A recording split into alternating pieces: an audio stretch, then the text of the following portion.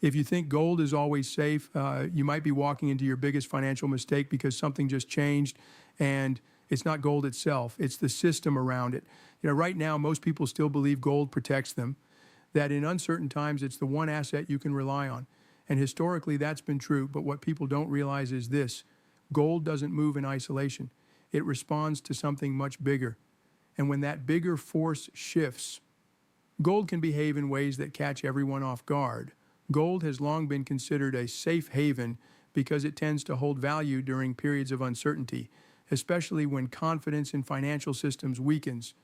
In times of crisis, such as inflation spikes, currency instability, or geopolitical tension, investors historically move toward assets that are not directly tied to any single government or monetary policy, and gold fits that role.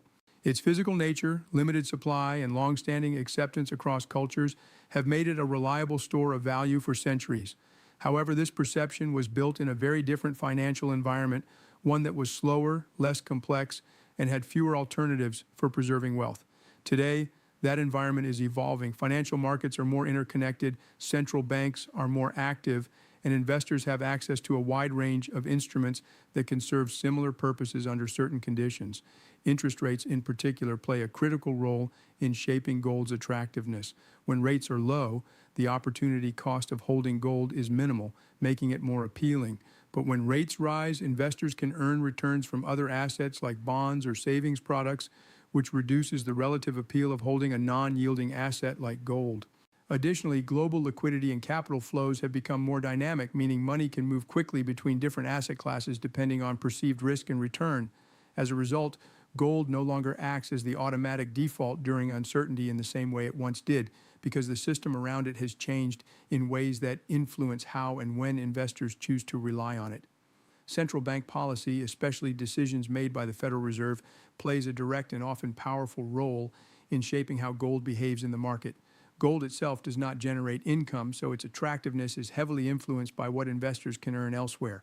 When the Federal Reserve adjusts interest rates, it changes the entire landscape of returns across the financial system. In a low interest rate environment, holding gold becomes relatively more appealing because there is little opportunity cost. Investors are not giving up significant returns by choosing a non-yielding asset.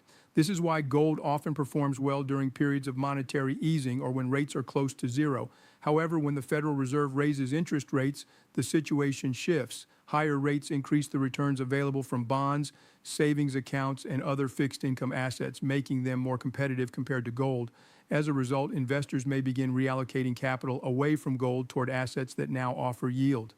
This shift does not necessarily happen all at once, but it creates a steady pressure that can limit gold's upside or even push prices lower over time. In addition to interest rates, central bank actions also influence inflation expectations and currency strength, both of which are closely linked to gold's performance. If policy decisions signal tighter control over inflation or a stronger currency outlook, gold can lose some of its appeal as a hedge. These interconnected effects mean that gold's movement is less about the metal itself and more about how central bank policies reshape the broader financial environment in which it operates. Interest rates play a critical role in shaping the performance of assets, and their relationship with gold is particularly important because gold does not produce any income. When interest rates rise, investors are presented with alternatives that offer returns, such as government bonds, treasury instruments, or even high-yield savings products. This creates what is known as an opportunity cost, meaning that by holding gold, an investor is effectively giving up the chance to earn a predictable yield elsewhere. As rates increase, this opportunity cost becomes more significant, making gold less attractive relative to income-generating assets. This shift in preference does not always lead to an immediate drop in gold prices, but it creates a steady pressure on demand. Large institutional investors who manage capital with a focus on efficiency and returns often begin reallocating their portfolios toward assets that align better with the new rate environment. Even a small change in allocation across large pools of capital can have a noticeable impact on market dynamics. Over time, this reallocation can reduce buying interest in gold, especially if higher rates are expected to persist. Another layer to this dynamic is how interest rates influence currency strength. Higher rates often support a stronger currency, which can further weigh on gold prices since gold is typically priced in that currency globally. As the currency strengthens, gold becomes more expensive for international buyers, which can reduce demand. These combined effects mean that rising interest rates do not directly attack gold, but they change the surrounding environment in a way that gradually puts pressure on its performance. Gold's price movement is often misunderstood as being driven purely by emotion or fear, but in reality, it is heavily influenced by broader macroeconomic forces that shape investor behavior at a systemic level. While short-term spikes in gold can be triggered by sudden uncertainty or geopolitical events, its sustained direction is typically determined by factors such as interest rates, inflation expectations, currency strength, and global liquidity conditions.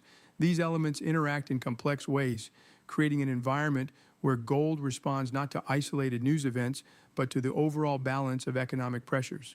For example, when inflation is rising but interest rates remain low, gold can perform well because it acts as a hedge against the declining purchasing power of money. However, if central banks respond by aggressively increasing interest rates, the dynamic shifts. Higher rates can strengthen the currency and provide investors with alternative assets that generate returns, which can reduce the demand for gold even if inflation remains elevated. This illustrates how gold does not react to a single variable in isolation, but rather to the relationship between multiple economic factors. Institutional investors who control large pools of capital base their decisions on these macro conditions rather than emotional reactions. They analyze policy direction, economic data, and global trends to determine how gold fits within a broader portfolio strategy. As a result, gold's movement reflects calculated positioning rather than panic or sentiment alone, making it essential to understand the underlying macro environment when evaluating its behavior. When you bring all of this together, the picture becomes much clearer. Gold itself hasn't suddenly become weak or irrelevant, but the environment that once made it a default safe haven is no longer the same. The forces that truly drive its value, interest rates, liquidity, central bank policy, and investor positioning, are shifting, and when those forces change, the behavior of gold changes with them. What once worked automatically now requires deeper understanding because markets today are more complex, more reactive, and more interconnected than ever before. The biggest mistake is assuming that past patterns will repeat without questioning what has changed underneath. Gold has protected wealth in certain environments, but it has never been immune to the conditions around it. When the system starts offering better returns, tighter liquidity, or stronger currency stability, the role of gold naturally adjusts. This doesn't mean it loses its importance, but it does mean it cannot be viewed in isolation or treated as a guaranteed outcome in every scenario. The real takeaway is not about predicting whether gold will crash or surge, but about recognizing that the rules influencing it are evolving. In moments like this, clarity comes from understanding the system, not reacting to headlines. Because in the end, it's not the asset that determines the outcome, it's how well you understand the environment it operates in and how prepared you are to adapt when that environment no longer behaves the way you expected.